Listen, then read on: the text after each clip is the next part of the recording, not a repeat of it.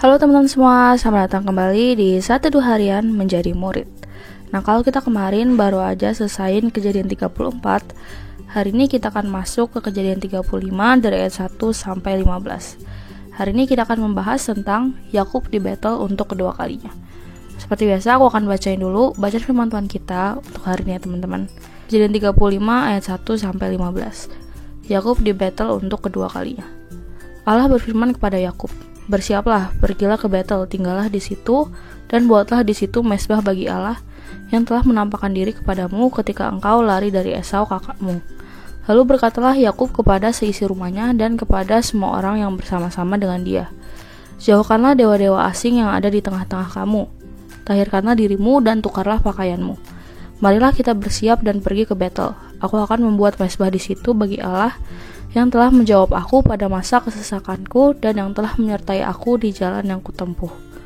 Mereka menyerahkan kepada Yakub segala dewa asing yang dipunyai mereka dan anting-anting yang ada pada telinga mereka. Lalu Yakub menanamnya di bawah pohon besar yang dekat Sikem. Sudah itu berangkatlah mereka, dan kedahsyatan yang dari Allah meliputi kota-kota sekeliling mereka, sehingga anak-anak Yakub tidak dikejar. Lalu sampailah Yakub ke Luz yang di tanah Kanaan, yaitu Betel, ia dan semua orang yang bersama-sama dengan dia. Didirikannya mezbah di situ, dan dinamainyalah tempat itu El Betel, karena Allah telah menyatakan diri kepadanya di situ, ketika ia lari terhadap kakaknya. Ketika Deborah, inang pengasuh Ribka mati, dikuburkanlah ia di sebelah hilir Betel di bawah pohon besar, yang dinamai orang pohon besar penangisan. Setelah Yakub datang dari Padan Aram, maka Allah menampakkan diri pula kepadanya dan memberkati dia. Firman Allah kepadanya, "Namamu Yakub, dari sekarang namamu bukan lagi Yakub, melainkan Israel, itulah yang akan menjadi namamu." Maka Allah menamai dia Israel. Lagi firman Allah kepadanya, "Akulah Allah yang Maha Kuasa, beranak cuculah dan bertambah banyak. Satu bangsa bahkan sekumpulan bangsa-bangsa akan terjadi daripadamu, dan raja-raja akan berasal daripadamu.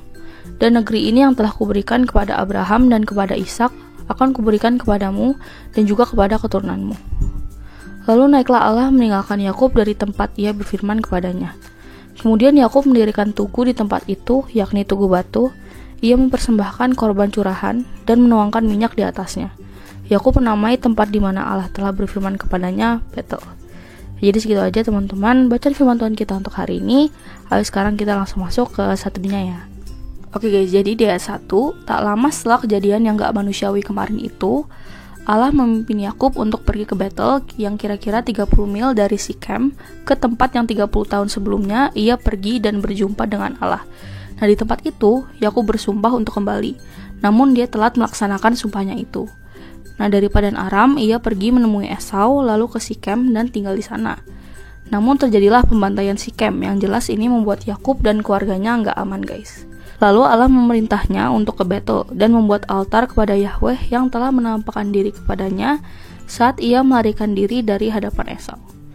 Perkataan Allah ini mengandung jaminan bahwa lengan Allah yang sama telah melindunginya dari permusuhan Esau dan penindasan Laban akan melindungi dia di jalan di masa depannya. Nah, di ayat 2-3, lalu Yakub berkata nih kepada seisi rumahnya, kepada keluarganya, dan kepada semua yang bersama dengan dia, mungkin juga termasuk yang ditangkap di Sikem tadi. Nah, ia meminta semuanya itu menyingkirkan dewa-dewa aneh.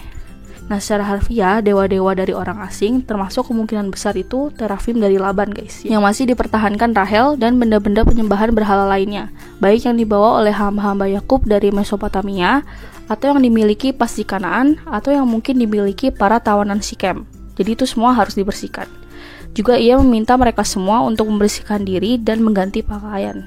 Ini melambangkan pemurnian moral dan spiritual dari pikiran dan hati. Dan ia mengajak mereka semua untuk pergi ke Betel. Dia ngomong nih, "Saya akan membuat mezbah bagi Allah di sana. Allah yang menjawab saya pada hari kesesakan saya." Di ayat 4, mereka memberikan kepada Yakub dewa-dewa mereka juga anting-anting di telinga mereka. Dan Yakub menguburkan semuanya itu di bawah pohon di Sikem. Di ayat 5, setelah itu, mereka melakukan perjalanan setelah karya reformasi iman itu. Perlindungan Allah yang dahsyat ini melindungi anak-anak Yakub dari pengejaran balas dendam sekutu Sikem guys. Di ayat 6, Yakub dan seluruh miliknya itu pergi ke Luz di tanah Kanaan, secara khusus di Betel, dan dia dan semua orang yang bersamanya juga sampai di situ. Di ayat 7, Yakub membangun altar memenuhi janji dan sumpahnya pada Allah. Ia menyebut altar itu El Betel, yang artinya Betel Allah. Dia tidak menyebut tempat Tuhan atau tempat suci bagi Tuhan, melainkan Betel. Karena di Betel itulah Tuhan menampakkan diri kepadanya. El dari Betel itu adalah Yahweh yang menjumpainya di Betel saat ia melarikan diri dari saudaranya. Nah, di ayat 8, saat itu Deborah, inang pengasuh atau perawat Ribka itu meninggal di usia sangat tua, setelah meninggalkan Padan Aram ke Kanaan bersama Ribka. Nah, Deborah ini dimakamkan di bawah Betel. Di ayat 9-10, Tuhan menampakkan diri kepada Yakub lagi.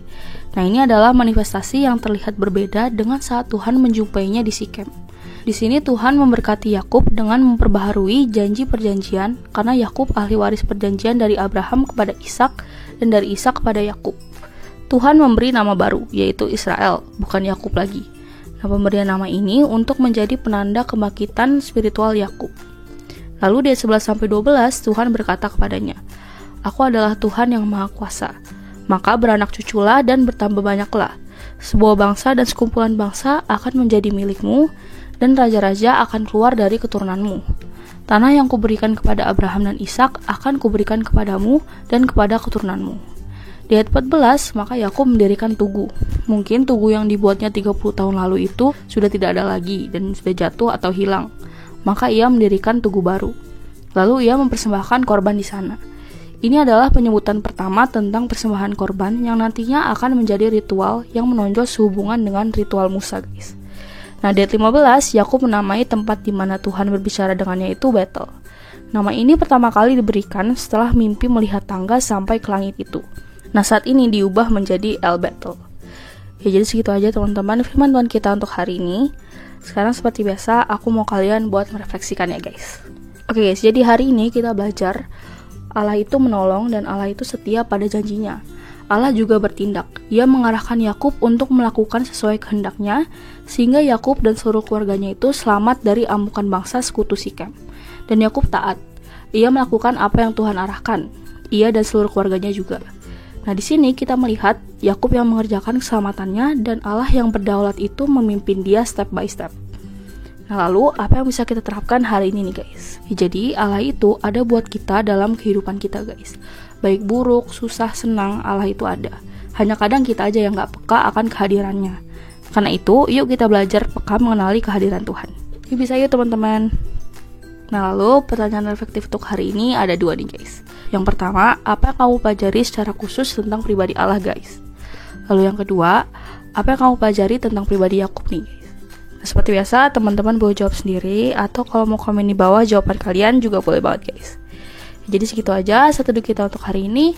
Sekarang aku mau pimpin kalian dalam doa penutup ya teman-teman. Teman-teman, mari kita berdoa. Tuhan Yesus, tolong aku untuk peka mengenali kehadiran-Mu. Terima kasih Tuhan Yesus, hanya di dalam nama-Mu kami berdoa. Amin. Tetap semangat guys, Tuhan Yesus beserta kita. Thank you for watching and see you in the next video. Bye-bye.